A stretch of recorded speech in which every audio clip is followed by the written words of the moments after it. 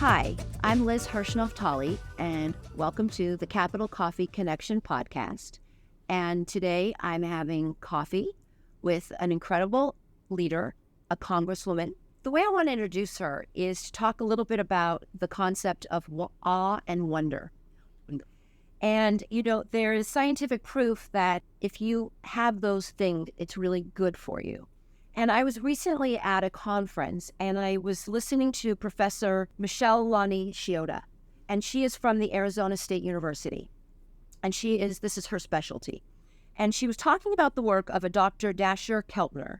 And I want to read a paragraph from his book, which is The New Science of Everyday Wonder and How It Can Transform Your Life, because I think it's a great way for us to start. I love that. Okay. He says, wonder, the mental state of openness, questioning, curiosity, and embracing mystery, arise out of experiences of awe. In our studies, people who find more everyday awe show evidence of living with wonder. They are more open to new ideas, to what is unknown, to what language can't describe, to the absurd, to seeking new knowledge, to experience itself, for example, of sound, of color, or bodily sensation, or the directions thought might take during dreams or meditation. To the strengths of virtues of other people, it should not surprise that people who feel even 5 minutes a day of everyday awe are more curious about art, music, poetry, new scientific discoveries, philosophy, and questions about life and death. They feel more comfortable with mysteries, with that which cannot be explained.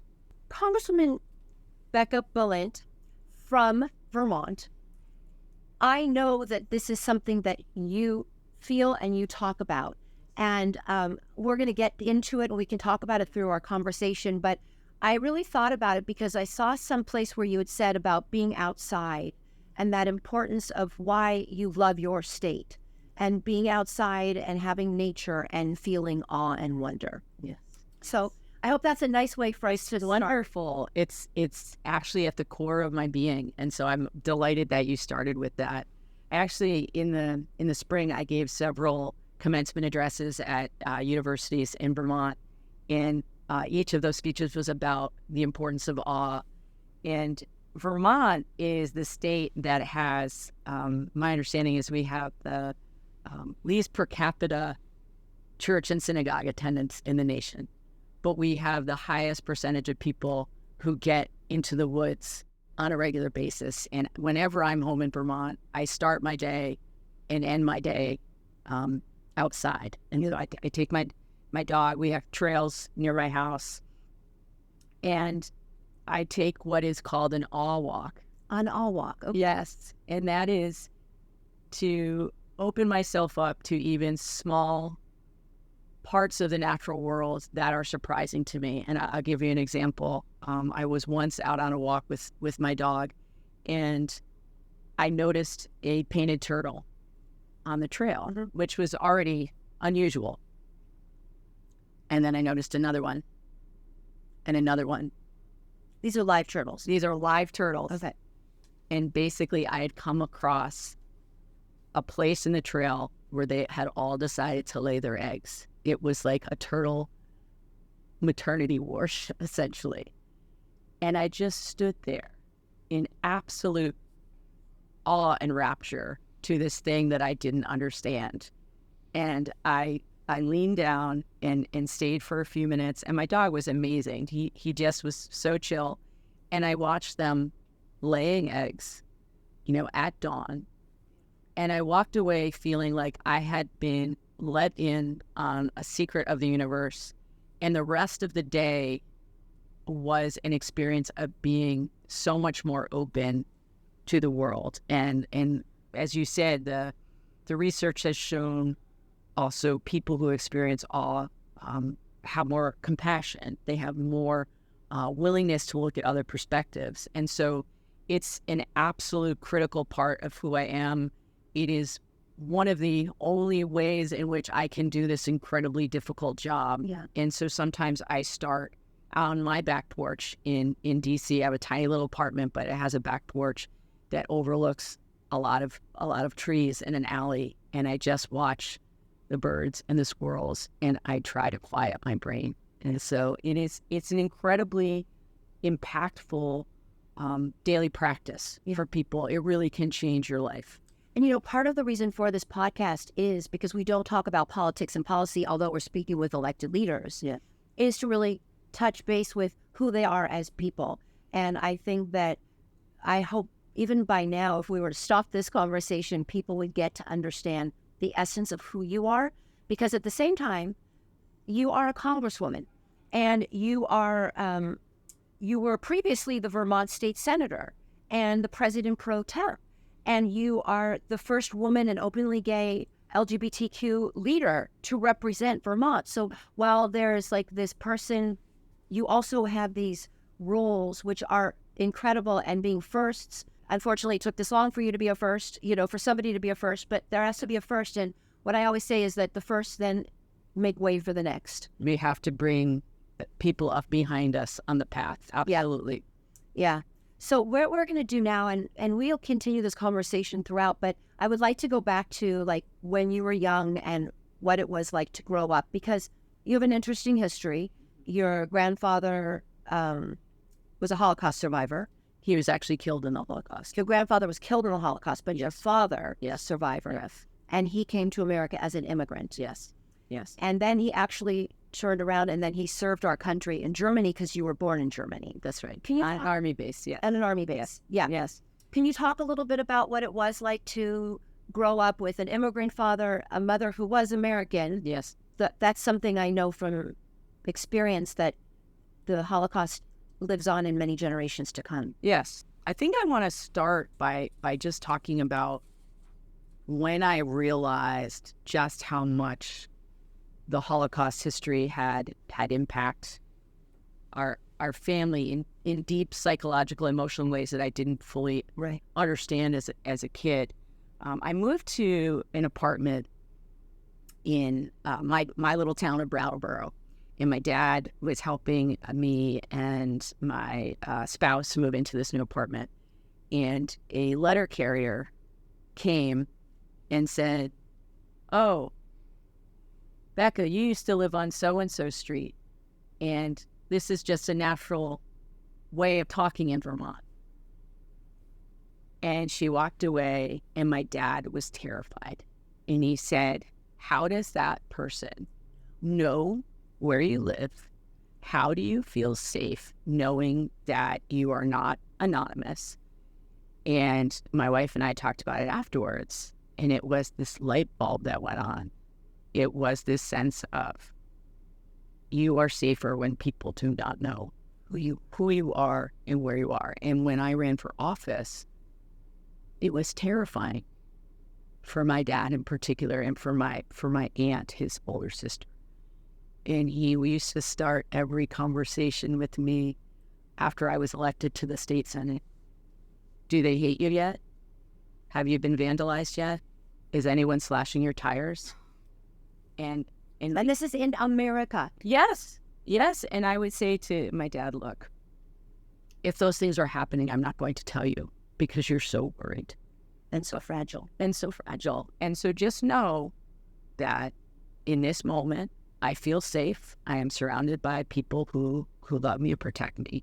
But that was this opening for me to understand why, when I was a kid, he would get enraged when people would just stop by our house unannounced. And if he felt like I have siblings, we were talking about our family out in the world. And at first I just felt like, oh, is this some weird like European like sensibility? I was like, oh no, this is Holocaust trauma. And so I wanted to start with that because I wrote op-ed for 10 years. And one of my most popular columns was about this realization that I had, and how this passed from generation to generation, and how I really saw my role as trying to change the family narrative of what neighbors could be, that they did not have to be people who betrayed you. But that's my work to do. That's not his work to do. And so, yes, he He loves this country as only an immigrant can. He feels like it gave his family a new life. He did sign up for ROTC in order for him to be able to go to college. They came here with nothing. And then, yes, was stationed in Germany. And I can tell you, he had some really intense conversations as part of when they did joint maneuvers with the American and German military, because people didn't know he was fluent in German. And it was so clear that there was still very much denazification that needed to happen. And so all of these layers of his experience has helped me both feel incredibly grateful that I'm here in this country, and the strength that he has shown throughout my life while dealing with this horrible trauma, gives me strength. And then you became a teacher. Yes. And what did teaching give you to be able to share with students? Because, I usually ask people, a teacher and what they meant to them, but you have such a rich history. And I also then haven't really spoken with somebody who was a teacher for a bunch of years, 14, 15 years. Yeah. And I'd love to know, what that experience was like, because you have a lived experience, and then obviously you were a teacher, but being able to impart with young people, and then perhaps how that then got you to understand that you could also make change and educate through political work. And it's not a matter of which side, but just through political work. Yes, I really love talking about my teaching past, because it is a huge part of who I am. So in the teaching world, folks who teach middle school are often referred to by our colleagues as those strange weirdos that want to be living in a hellscape every day, okay? But I love middle schoolers because there's no filter. They'll just tell you exactly how they're feeling in real time. And my middle school years when I was a kid were some of my hardest years. So I was figuring out, it's hard. It's hard even if you're not struggling with your sexuality. Right. But, when you know at an early age that you are queer, and it's not something that is valued by society, you hear homophobic things about your teachers and your family, it's really, really tough. And I think that's why I went into teaching middle school in particular, because I remembered how lonely I felt.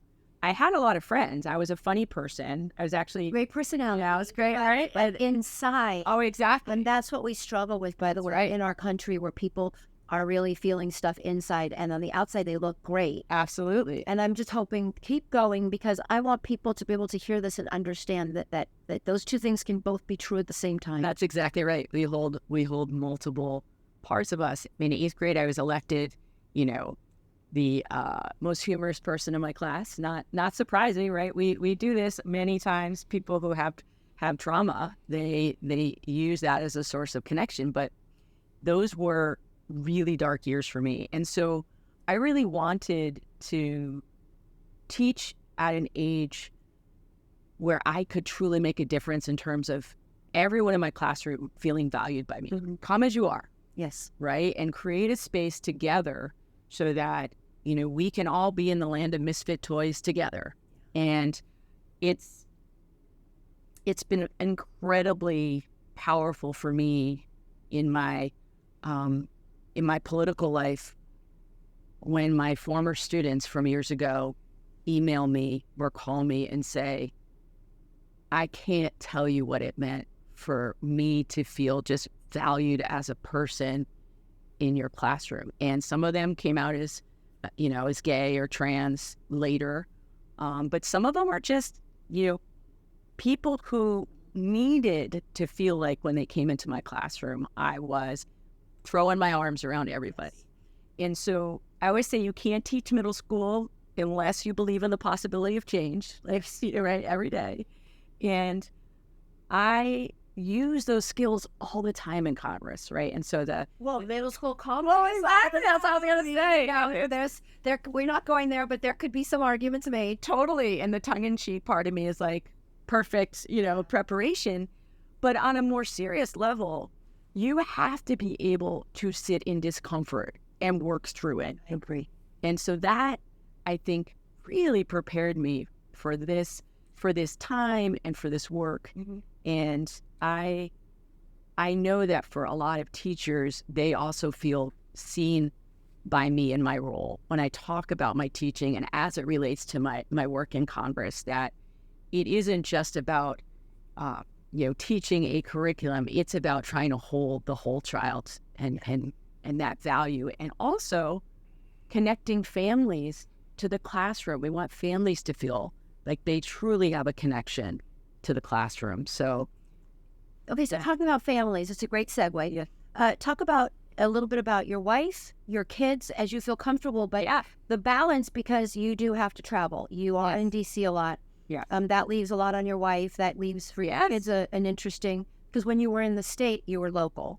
Much more, though I was still traveling. I was still traveling a lot. But now you're in DC for at least during the week. So exactly. How does that work? And and obviously your wife has to do a lot, and she has to be a very special person. She is a special person. She does have to do a lot. I couldn't do it without her. I couldn't. And, I made a decision when the kids were really little to take a pause from my teaching and be home with them so that she could advance her career. I never imagined I would be a stay-at-home parent because I'm a middle school teacher. I know I'm not a nursery school teacher. But she always said, now's your time. Like, I don't want you to look back and think you didn't do the work you were called to do. And my kids are amazing and resilient and creative and curious. And I try every single week to try to get home by Shabbat, to be home for the weekend and for Friday. Exactly. And sometimes we can't quite make it, so we fudge a little, and sometimes we do Shabbat on Saturday. But it's that time together. It's the coming together. It's the lighting the candles. It is all of us decompressing. And so, yes, I have a 15-year-old who's going to be 16 next month, and a 13-year-old. And they are used to the routine of me being away. We certainly, we text, we do FaceTime, we talk. But I think the thing that gets them through the distance is they're just so damn proud of me. I love it. They really are. And it's been an adjustment for me. When I was in the state legislature, Abe, my oldest, would ask, well, did you pass any good laws this week? But yeah, to qualify what you did. Exactly. But now he's much more hard-nosed. I walk in and he's like, let's talk about your votes, Mom. Because he has his opinion, right? Which is fantastic. And it is, they are my rock. They are my my solace. And I don't know how anyone could be in elected office right now without having a solid base of support. It's just so draining. It's so intense. And, I've had to really train them all. Don't read the comments online. Don't weigh in on social media. My dad still struggles with this. I'm like, you're not helping me, Dad. But that's been a real training for all of us. Don't engage. Right? Don't engage. But I miss them, of course. And I understand also that you rock climb and you motorbike. Yeah. Do you still have time for those things? No. I very rarely get to rock climb anymore. Sometimes I'll go to a rock climbing gym right now. Just for the pleasure of it. But I do try to get out on my motorcycle whenever I'm home. It requires incredible hyper focus. You can't think about anything else when you're riding a motorcycle. There's just so many. So it's your way to shut off. Totally. Like, you have to just be focused on the road ahead, and that's it.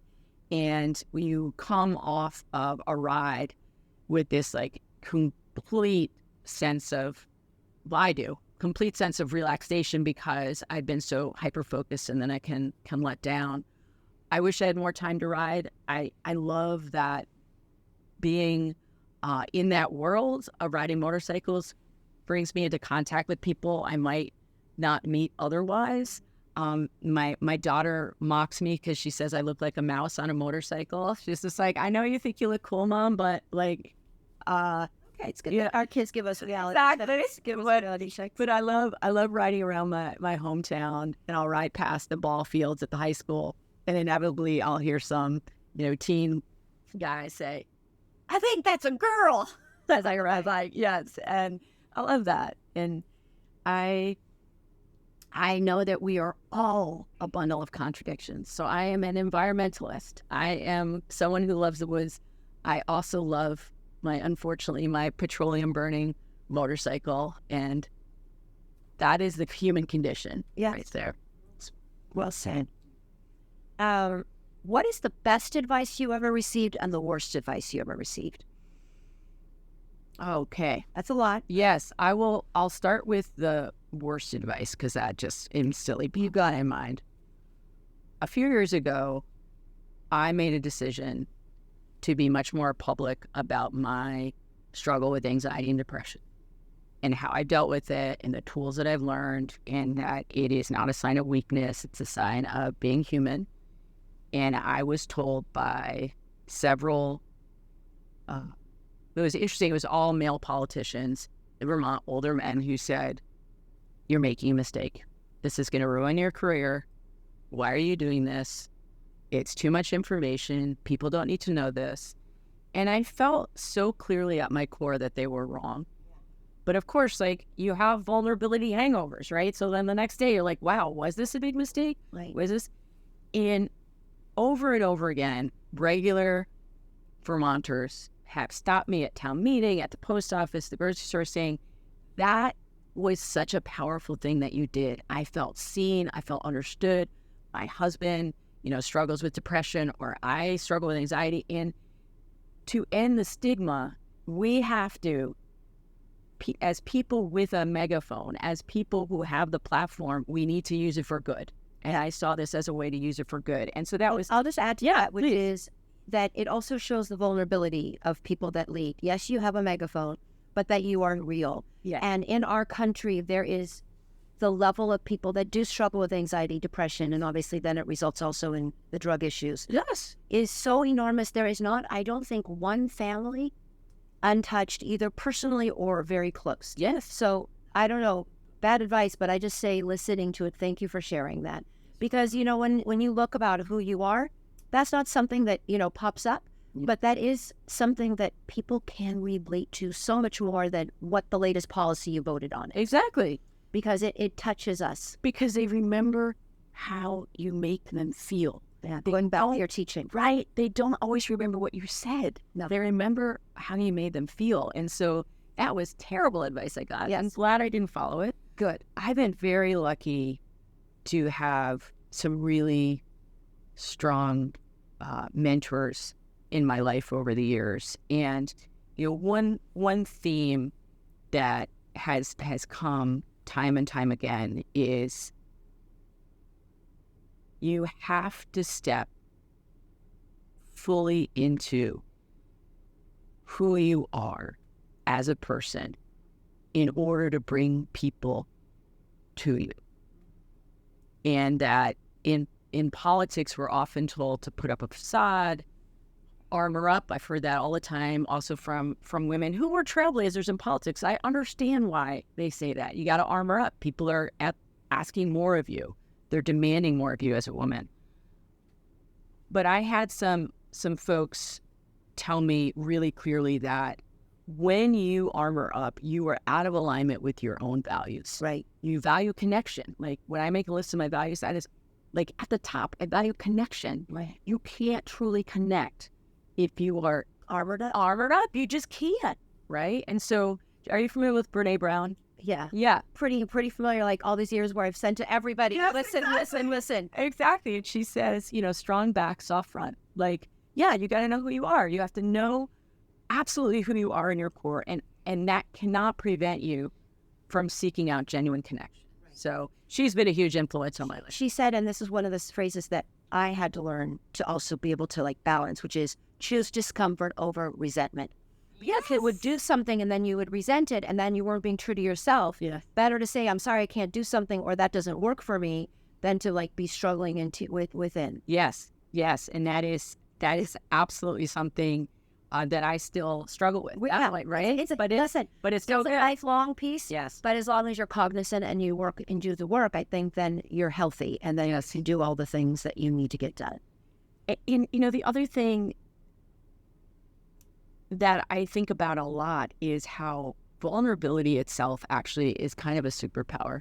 Okay, that's great that you're saying it, because one of my questions later is, what is your superpower? Yes. So keep going. But Yes, I ask the question now. I think But it's an important I have the ability to be completely and totally in the moment with people, whether it is someone coming to my office or constituents.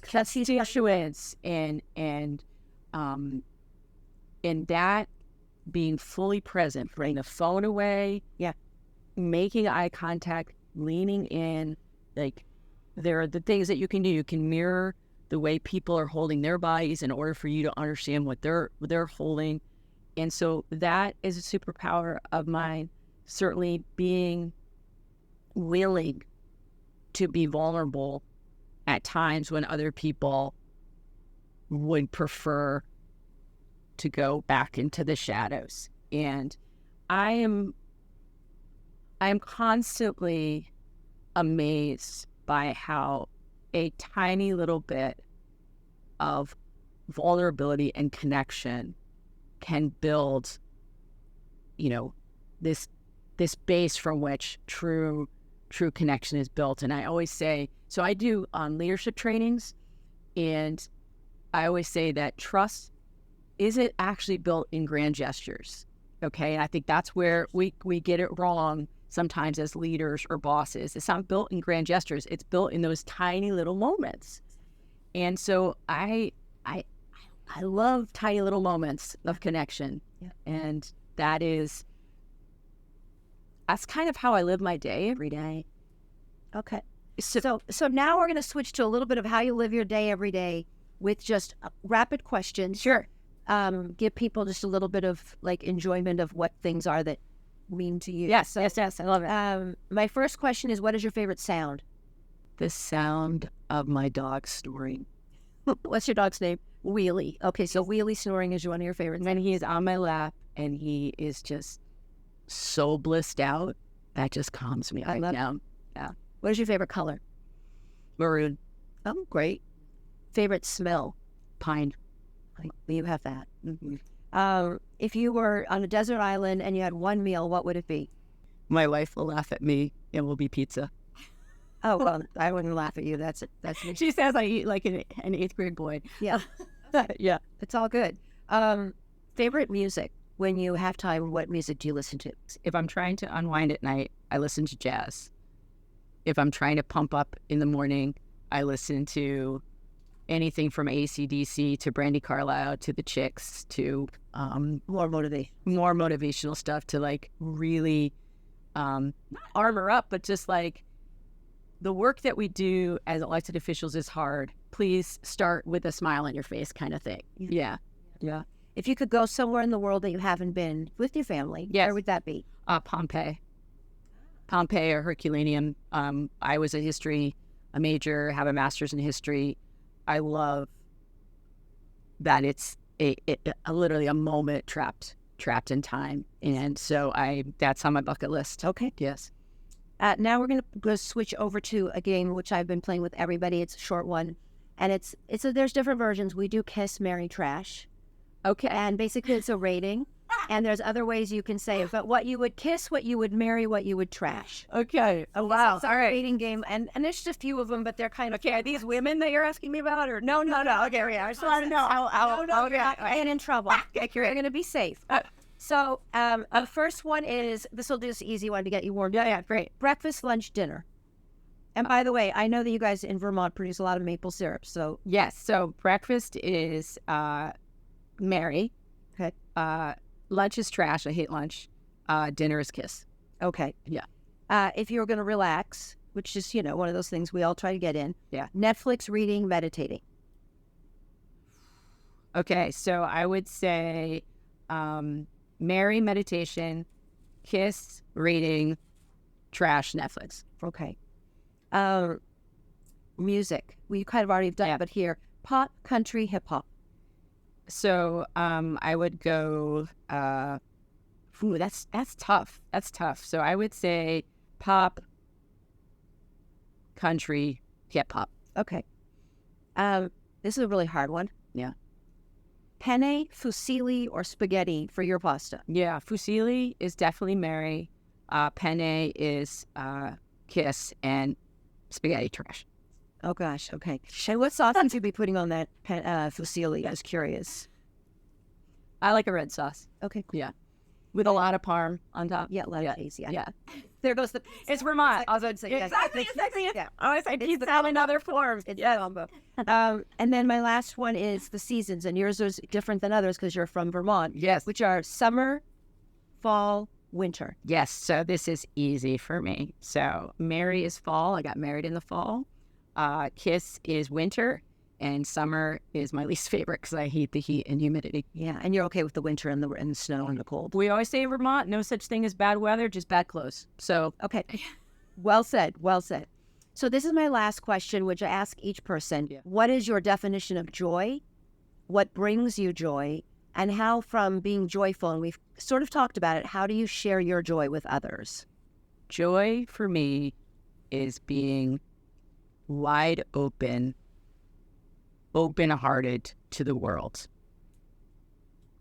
And the way that I show it with others is, as I talked about before, I try to find joy in tiny little moments of interaction throughout my day. That's what keeps me going. When I'm not able to do that, my anxiety and depression creeps in.